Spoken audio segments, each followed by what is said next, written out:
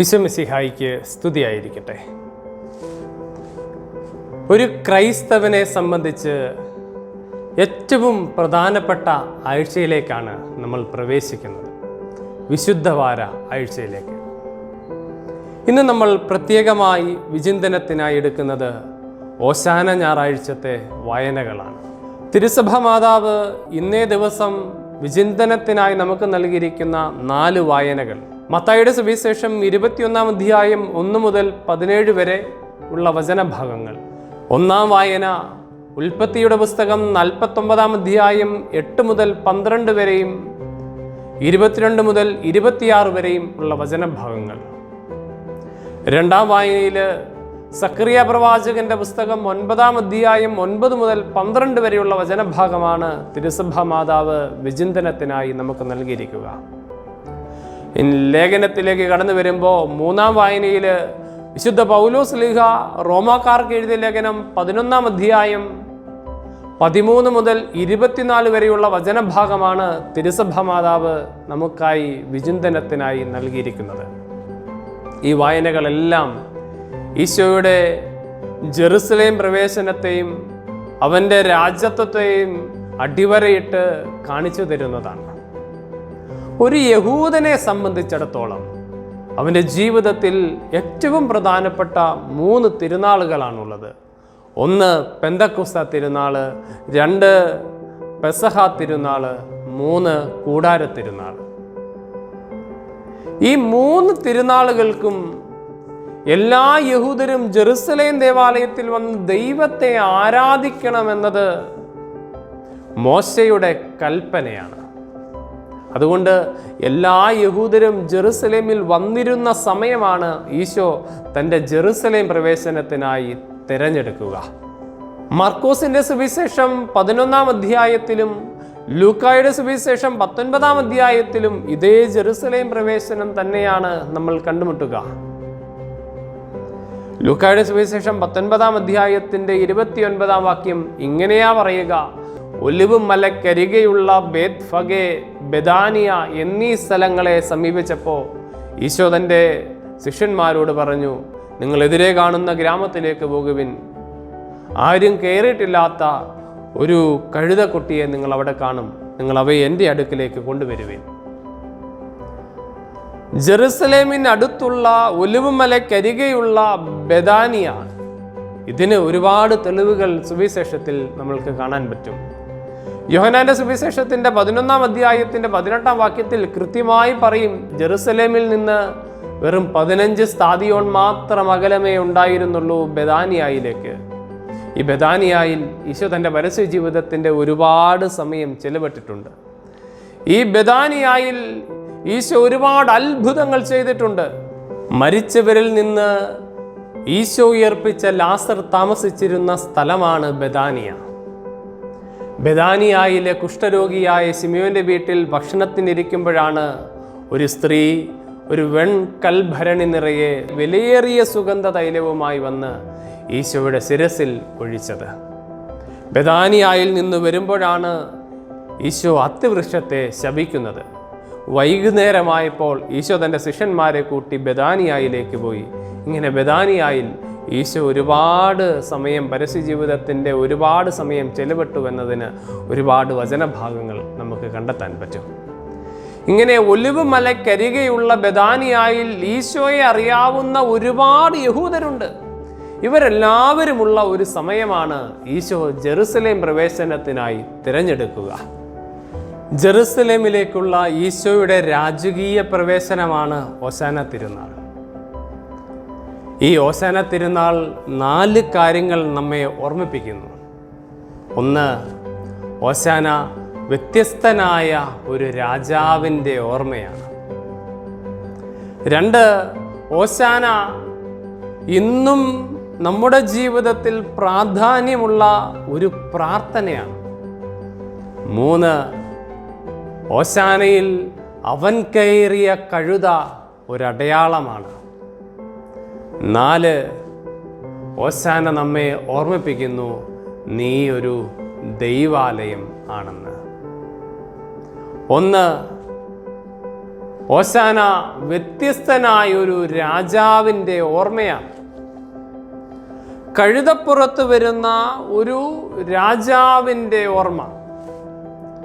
രാജാക്കന്മാരുടെ രാജാവായവൻ ആധിപത്യങ്ങളുടെയും പടയോട്ടങ്ങളുടെയും വിജയത്തിൻ്റെയും ശക്തിയുടെയും ഒക്കെ പ്രതീകമായ കുതിരയെ ഉപേക്ഷിച്ച് ഒരു കഴുതപ്പുറത്ത് വരുന്ന വ്യത്യസ്തനായ ഒരു രാജാവ്. ഈ രാജാവിനെ വ്യത്യസ്തനാക്കുന്നത് അവൻ ഈ ലോകത്തിൻ്റെ രാജാവല്ല എന്നതാണ്.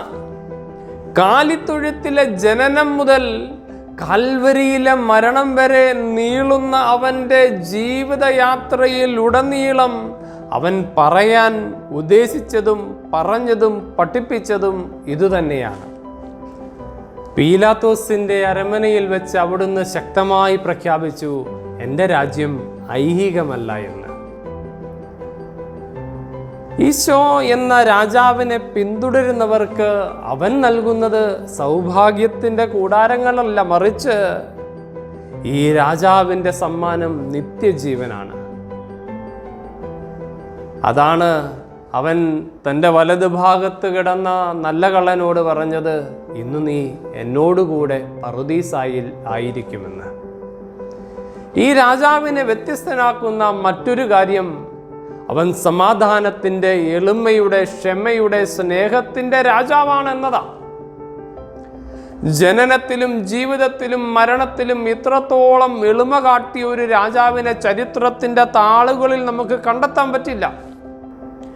7 അല്ല 70 പ്രാവശ്യം ക്ഷമിക്കണമെന്ന് നമ്മെ പഠിപ്പിച്ച ഒരു രാജാവ് അത് തൻ്റെ ജീവിതം കൊണ്ട് നമുക്ക് കാണിച്ചു തന്നു.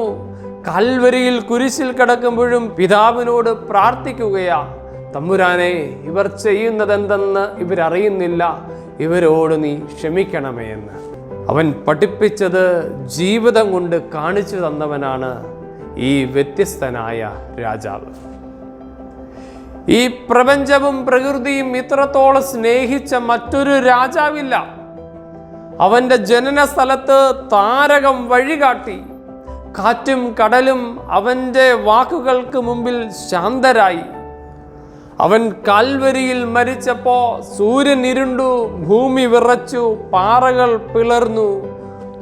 പ്രകൃതി പോലും വിളിച്ചു പറഞ്ഞു, ഇവൻ വ്യത്യസ്തനായ ഒരു രാജാവാണെന്ന്. ഈ രാജാവിൻ്റെ സ്വരം കേട്ടപ്പോൾ മരിച്ചവർ ജീവനുള്ളവരായി തീർന്നു. സ്പർശനമേറ്റപ്പോൾ അന്ധന് കാഴ്ച കിട്ടി, ബധിരന് കേൾവി കിട്ടി, തളർവാദ രോഗി സുഖപ്പെട്ടു. ഇങ്ങനെ തൻ്റെ ജീവിതം കൊണ്ട് താൻ ഈ ലോകത്തിൽ വ്യത്യസ്തനായ ഒരു രാജാവാണെന്ന് കാണിച്ചു തന്നവനാണ് ജെറുസലേമിലേക്ക് രാജകീയ പ്രവേശനം നടത്തുന്നത്. ഈ രാജാവിന് നമ്മുടെ ജീവിതത്തിൽ വലിയ പ്രാധാന്യമുണ്ട്. പ്രിയപ്പെട്ടവരെ, നിന്റെ ജീവിതത്തിൽ ഇടപെടേണ്ട നേരത്ത് ഇടപെടാനുള്ള ശക്തമായ കരം അവൻ്റേതാണ്. അതുകൊണ്ട് ഈ രാജാവിൻ്റെ കരം പിടിച്ച് നമുക്ക് മുന്നോട്ട് പോകാൻ പരിശ്രമിക്കാം. രണ്ടാമത്തെ കാര്യം, ഓശാന ഒരു വലിയ പ്രാർത്ഥനയാണ്. ഇന്നും നമ്മുടെ ജീവിതത്തിൽ പ്രാധാന്യമുള്ള ഒരു പ്രാർത്ഥനയാണ് ഓശാന. ഓശാന തിരുനാൾ ജെറുസലേം നിവാസികൾ നടത്തിയ പ്രാർത്ഥനയുടെ ഓർമ്മയാണ്. ഓശാന ഒരു പ്രാർത്ഥനയാണ്. ഹോശാന എന്ന പദത്തിൻ്റെ അർത്ഥം കർത്താവേ, ഇപ്പോൾ ഞങ്ങളെ രക്ഷിക്കണമേ എന്നാണ്. കർത്താവേ, ഇപ്പോൾ ഞങ്ങളെ രക്ഷിക്കണമേ എന്നാണ് ഹോസാന എന്ന പദത്തിൻ്റെ അർത്ഥം. സങ്കീർത്തനങ്ങൾ 118 അധ്യായം 25 വാക്യത്തിൽ നിന്നാണ് ഹോസാന എന്ന പ്രാർത്ഥന രൂപം കൊണ്ടത്. സങ്കീർത്തനം 118 അധ്യായം 25 വാക്യത്തിൽ ഇപ്രകാരം പറയുന്നു, കർത്താവേ, ഞങ്ങൾ അങ്ങയോട് അപേക്ഷിക്കുന്നു, ഞങ്ങളെ രക്ഷിക്കണമേ. കർത്താവേ, ഞങ്ങൾ അങ്ങയോട് അപേക്ഷിക്കുന്നു, ഞങ്ങൾക്ക് വിജയം തരണമേ. ആഹ്ലാദാരവത്തിനപ്പുറത്ത് ഒരു ജനതയുടെ നിലനിൽപ്പിനു വേണ്ടിയുള്ള നിലവിളിയായിരുന്നു ഓശാന. കാലക്രമത്തിൽ റോമൻ സാമ്രാജ്യത്തിന്റെ ആധിപത്യത്തിൽ സർവവും നഷ്ടപ്പെട്ട ഇസ്രായേൽ ജനത രാജാവായി കടന്നു വരുന്നവനോട് നടത്തുന്ന പ്രാർത്ഥനയാണ് ഓശാന. ഈ 118 സങ്കീർത്തനത്തിൻ്റെ 27 വാക്യം ഇങ്ങനെയാ പറയുക: കർത്താവാണ് ദൈവം, അവിടുന്നാണ് നമുക്ക് പ്രകാശം നൽകിയത്. മരച്ചില്ലകളേന്തി പ്രദക്ഷിണം തുടങ്ങുവിൻ, ബലിപീഠത്തിങ്കിലേക്ക് നീങ്ങുവിൻ. ജെറുസലേമിലേക്കുള്ള രാജകീയ പ്രവേശനം ആരംഭിക്കുന്നത് ഒലിവ് മലയുടെ മുകളിൽ നിന്നാണെങ്കിൽ, ഒലിവ് മലയിൽ നിന്ന് തുടങ്ങി ജെറുസലേം ദേവാലയത്തിൽ അവസാനിക്കുമെന്ന് വിചാരിച്ച യാത്ര, സങ്കീർത്തകൻ പറയുന്നത് പോലെ ഈ ലോകത്തിന് വേണ്ടി അവൻ ബലിയാകുന്ന ഗാഗുൽത്തായിലാണ് ഈശോ അത് അവസാനിപ്പിച്ചത്. അതിനാൽ ഈ സങ്കീർത്തകൻ പറയുന്നത് പോലെ ഈ പ്രാർത്ഥനയ്ക്ക് നമ്മുടെ ജീവിതത്തിൽ ഒരുപാട് പ്രാധാന്യമുണ്ട്.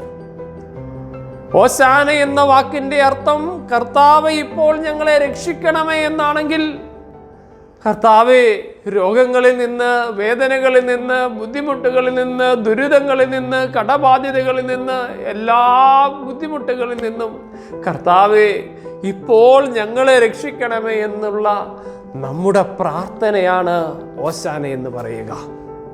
അതുകൊണ്ട് മറക്കാതിരിക്കാം പ്രിയപ്പെട്ടവരെ, ഓശാന നമ്മുടെ ജീവിതത്തിൽ ഇന്നും പ്രാധാന്യമുള്ള ഒരു പ്രാർത്ഥനയാണ്. 3, അവൻ കയറിയ കഴുത നമുക്ക് ഒരടയാളമാണ്. ചരിത്രത്തിൻ്റെ താളുകളിൽ കണ്ടുവരുന്ന രാജാക്കന്മാരിൽ നിന്ന് വ്യത്യസ്തനായി രാജാക്കന്മാരുടെ രാജാവായവൻ തൻ്റെ മഹത്വപൂർണമായ നഗരപ്രദക്ഷിണം നടത്തുവാൻ ആവശ്യമായി തിരഞ്ഞെടുത്തത് ഒരു കഴുതയായിരുന്നു. കഴുതയെ തിരഞ്ഞെടുത്തതിന് കാരണം കഴുത നമുക്കൊരു അടയാളമാണ്. പഴയ നിയമത്തിൽ നിന്ന് 2-3 വചനഭാഗങ്ങൾ കൂടി കാണുമ്പോൾ നമുക്കിത് കുറച്ചുകൂടി മനസ്സിലാകും. ഇന്ന് തിരുസഭ മാതാവ് വിചിന്തനത്തിനായി നമുക്ക് നൽകിയ ഒന്നാമത്തെ വായന ഉൽപ്പത്തിയുടെ പുസ്തകം 49 അധ്യായം 8 മുതൽ 12 വരെയും 22 മുതൽ 26 വരെയും ഉള്ള വചനഭാഗമല്ലേ. ഈ വചനഭാഗത്തിൻ്റെ 49 അധ്യായം 11 വാക്യം ഇങ്ങനെയാണ് പറയുക: അവൻ തൻ്റെ കഴുതയെ മുന്തിരിവള്ളിയിലും കഴുതക്കുട്ടിയെ വിശിഷ്ടമായ മുന്തിരിച്ചെടിയിലും കെട്ടിയിടും. അവൻ തൻ്റെ കഴുതയെ മുന്തിരിവള്ളിയിലും കഴുതക്കുട്ടിയെ വിശിഷ്ടമായ മുന്തിരിച്ചെടിയിലും കെട്ടിയിടും. ഇതുതന്നെ നമുക്ക് ഇന്നത്തെ സുവിശേഷത്തിൽ കാണാൻ പറ്റും. മത്തായിയുടെ സുവിശേഷത്തിൻ്റെ 21 അധ്യായത്തിൻ്റെ 2 വാക്യം: എതിരെ കാണുന്ന ഗ്രാമത്തിലേക്ക് പോകുവിൻ, അവിടെ ഒരു കഴുതയും അടുത്ത് അതിൻ്റെ കുട്ടിയെയും കെട്ടിയിരിക്കുന്നത് ഉടനെ നിങ്ങൾ കാണും. അവയെ അഴിച്ച് എൻ്റെ അടുക്കൽ കൊണ്ടുവരുവിൻ. ഈ കഴുത ഒരു അടയാളമാണ്. എന്തിൻ്റെ അടയാളം? ഈ കഴുത എന്തിൻ്റെ അടയാളമാണ്? അതാണ് 2ാമത്തെ വായനയിൽ നമുക്ക് കാണാൻ പറ്റുക.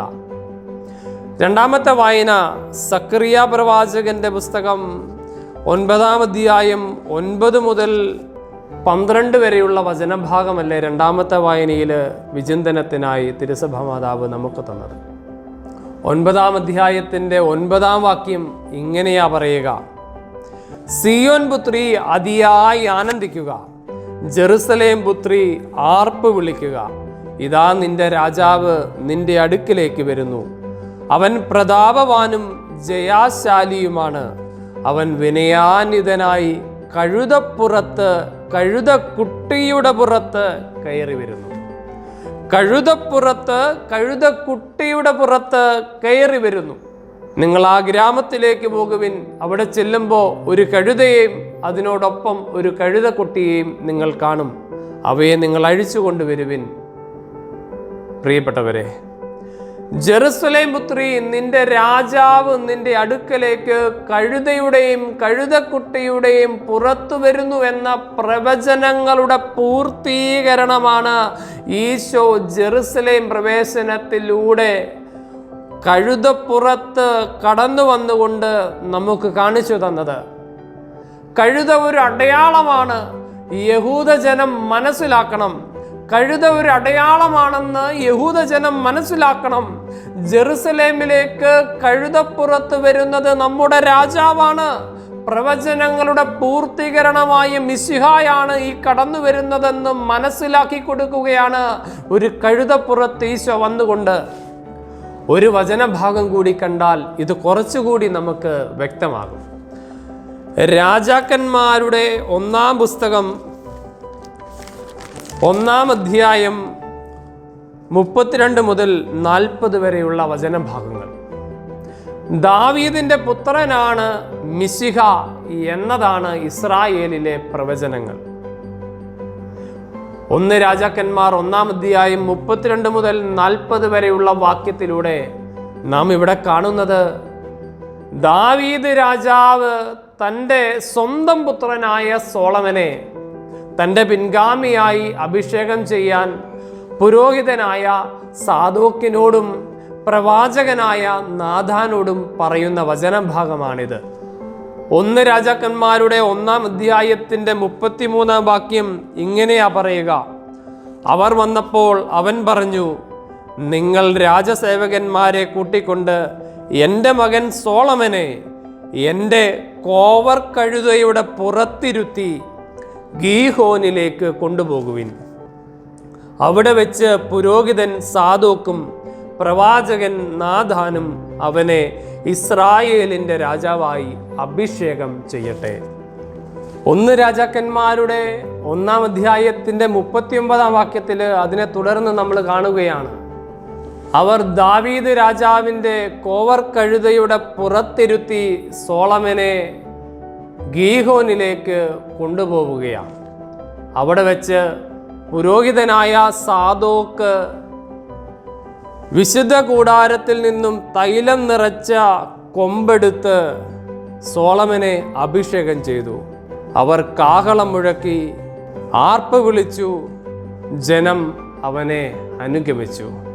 കഴുതപ്പുറത്ത് ജെറുസലേം പ്രവേശനം നടത്തുന്ന മിശിഹ താൻ വാഗ്ദാനം ചെയ്യപ്പെട്ട ദാവീദിൻ്റെ പുത്രനും രാജാവുമായ മിശിഹായാണെന്ന് ഈ പ്രവചന പൂർത്തീകരണത്തിലൂടെ, കഴുതക്കുട്ടിയെ തിരഞ്ഞെടുത്തതിലൂടെ ഈശോ തിരുനാളിന് വന്ന ജനതയെ ബോധ്യപ്പെടുത്തുകയാണ്. തിരുനാളിന് വന്ന ജനതയ്ക്ക് മനസ്സിലാക്കി കൊടുക്കുകയാണ്, കഴുതപ്പുറത്ത് വരുന്ന ഇവൻ ദാവീദിൻ്റെ പുത്രനാണ്, പ്രവചനങ്ങളുടെ പൂർത്തീകരണമായ മിശിഹായാണെന്ന്. അതിനാൽ ഈ കഴുത നമുക്കൊരു അടയാളമാണ്. 4 ഓശാന നമ്മെ ഓർമ്മിപ്പിക്കുന്നു, നീ ഒരു ദേവാലയം ആണെന്ന്. മത്തായിയുടെ സുവിശേഷത്തിൻ്റെ 21-ാം അധ്യായം 1 മുതൽ 17 വരെയുള്ള വചനഭാഗം. ഇന്നത്തെ സുവിശേഷത്തിൻ്റെ 2-ാം ഭാഗമാണ് നമ്മൾ ഇനിയും കാണുക. ജെറുസലേം നഗരത്തിലേക്ക് അവൻ്റെ യാത്ര പ്രവേശിക്കുകയാണ്. ജനങ്ങളും കുട്ടികളും ദാവീദിൻ്റെ പുത്രന് ഹോസാന എന്ന് ആർപ്പ് വിളിച്ചുകൊണ്ടിരിക്കുകയാണ്. അപ്പോൾ അവൻ ദേവാലയത്തിലേക്ക് പ്രവേശിച്ച് മിശിഹ ചെയ്യുക ദേവാലയ ശുദ്ധീകരണമാണ്. ഹോസാന നമ്മെ ഓർമ്മിപ്പിക്കുകയാണ്, നീ ഒരു ദേവാലയമാണെന്ന്. ഇന്നത്തെ ലേഖനം ഇതിനോട് ചേർത്ത് വായിക്കുമ്പോഴാണ് നമുക്ക് മനസ്സിലാകുക. വിശുദ്ധ പൗലോസ്ലീഹ റോമാക്കാർക്ക് എഴുതിയ ലേഖനം 11-ാം അധ്യായം 13 മുതൽ 24 വരെയുള്ള വചനഭാഗമാണ് ഇന്നത്തെ ലേഖന ഭാഗം. റോമാക്കാർക്ക് എഴുതിയ ലേഖനത്തിൻ്റെ 11-ാം അധ്യായത്തിൻ്റെ 16-ാം വാക്യം, വേര് പരിശുദ്ധമെങ്കിൽ ശാഖകളും അങ്ങനെ തന്നെയാണ്. ശാഖകൾ നമ്മളാണെന്ന് യോഹന്നാൻ നമ്മളെ പഠിപ്പിച്ചില്ലേ? വേര് പരിശുദ്ധമെങ്കിൽ ശാഖകളും പരിശുദ്ധമായിരിക്കണം. ശാഖകൾ നമ്മളാണ്, നമ്മൾ പരിശുദ്ധരായിരിക്കണം. റോമാക്കാർക്ക് എഴുതിയ ലേഖനത്തിൻ്റെ 11-ാം അധ്യായത്തിൻ്റെ 17-ാം വാക്യത്തിൽ ഇങ്ങനെ പറഞ്ഞു വെക്കുകയാ, ദൈവം തന്നതിനേക്കാൾ നീ അഭിമാനിക്കരുത്. ദൈവം തന്നതിനേക്കാൾ ഉണ്ടെന്ന് നീ അഭിമാനിക്കരുത്, അഹങ്കരിക്കരുത്. 11-ാം അധ്യായത്തിൻ്റെ 22-ാം വാക്യത്തിൽ നമ്മൾ കാണുകയാ, ഹൃദയത്തിൽ കർത്താവ് വസിക്കുമ്പോൾ ദൈവത്തിൻ്റെ കൃപയിൽ നമുക്ക് നിലനിൽക്കാൻ സാധിക്കും. കൃപയിൽ നിലനിന്നാൽ നമ്മോട് അവിടുന്ന് കാരുണ്യം കാണിക്കും. ദൈവത്തിൻ്റെ കൃപയിൽ നമ്മൾ നിലനിന്നാൽ അവിടുന്ന് നമ്മോട് കാരുണ്യം കാണിക്കും. പ്രിയപ്പെട്ടവരെ, ഈ ഓശാനയുടെ വലിയ അനുഭവത്തിലൂടെ നമ്മൾ കടന്നു പോകുമ്പോൾ ഓശാന തിരുനാൾ നൽകുന്ന 4 ചിന്തകൾ നമുക്ക് മറക്കാതിരിക്കാം. ഓശാന വ്യത്യസ്തനായ ഒരു രാജാവിനെ ഓർക്കുന്ന ദിനമാണ്. ഓശാന ഇന്നും നമ്മുടെ ജീവിതത്തിൽ പ്രാധാന്യമുള്ള ഒരു പ്രാർത്ഥനയാണ്. ഓശാനയിൽ അവൻ കയറിയിരുന്ന കഴുത നമുക്കുള്ള ഒരടയാളമാണ്. ഓശാന നമ്മെ ഓർമ്മിപ്പിക്കുന്നു, നീ ഒരു ദേവാലയമാണെന്ന്. ആ ദേവാലയത്തെ നീ അശുദ്ധമാക്കരുതെന്ന്. എല്ലാവർക്കും ഓശാന തിരുനാളിൻ്റെ മംഗളങ്ങളും പ്രാർത്ഥനകളും ഒരുപാട് സ്നേഹത്തോടെ നേർന്നുകൊള്ളട്ടെ. പിതാവിൻ്റെയും പുത്രൻ്റെയും പരിശുദ്ധാത്മാവിൻ്റെയും നാമത്തിൽ ആമേൻ.